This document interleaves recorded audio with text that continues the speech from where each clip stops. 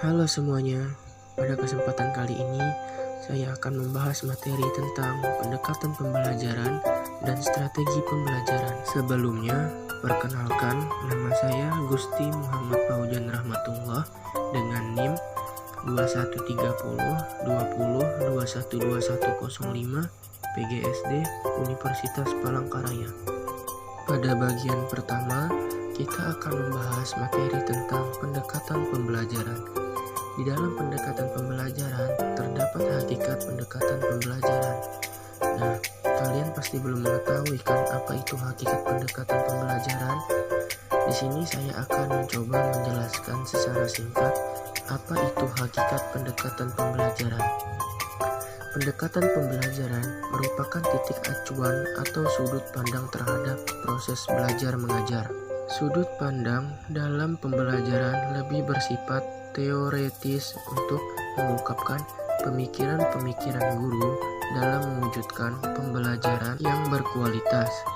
Pembelajaran ini semestinya dipandang sebagai proses yang bersifat dinamis. Setelah kita memahami apa itu hakikat pendekatan pembelajaran, kita akan masuk ke materi selanjutnya, yaitu jenis-jenis pendekatan pembelajaran. Yang pertama ada pendekatan kontekstual. Pendekatan kontekstual atau CTL merupakan konsep belajar yang membantu guru mengaitkan antara materi yang diajarkan dengan situasi dunia nyata siswa dan mendorong siswa membuat hubungan antara pengetahuan yang dimilikinya dengan penerapannya dalam kehidupan mereka sebagai anggota keluarga dan masyarakat. Yang kedua, ada pendekatan konstruktivisme. Istilah pendekatan dapat dipahami sebagai suatu jalan, cara, atau kebijaksanaan yang ditempuh oleh guru atau siswa dalam mencapai tujuan pengajaran, dilihat dari sudut bagaimana proses pengajaran atau materi pengajaran itu umum atau khusus dikelola. Yang ketiga, ada pendekatan deduktif.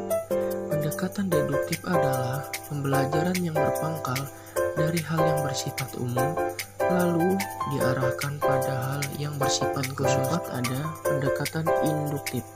Pendekatan induktif dalam pembelajaran adalah pendekatan yang bermula dengan menyajikan sejumlah keadaan khusus, kemudian dapat disimpulkan menjadi suatu fakta. Kelima, pendekatan konsep.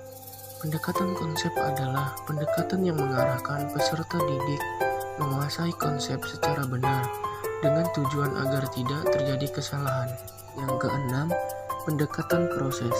Pendekatan proses merupakan pendekatan pengajaran yang memberikan kesempatan kepada siswa untuk menghayati proses penemuan atau penyusunan suatu konsep sebagai suatu keterampilan proses.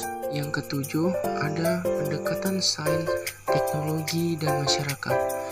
Pendekatan sains, teknologi, dan masyarakat merupakan gabungan antara pendekatan konsep, keterampilan proses, inquiry, dan discovery, serta pendekatan lingkungan sains.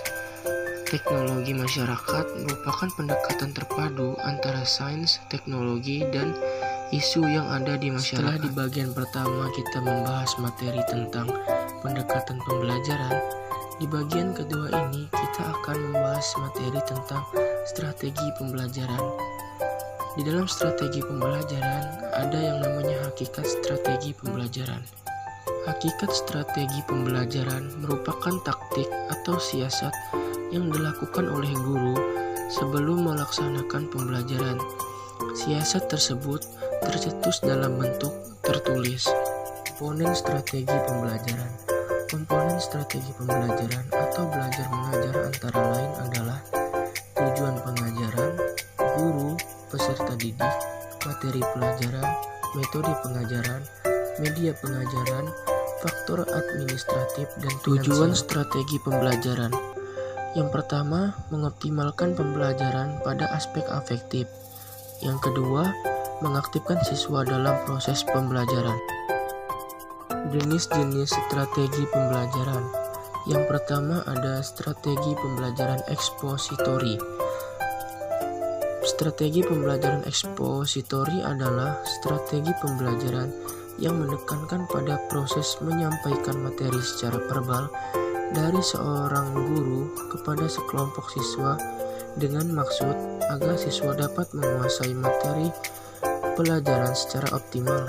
Dalam strategi ini, materi pelajaran disampaikan langsung oleh guru. Yang kedua ada strategi pembelajaran inquiry.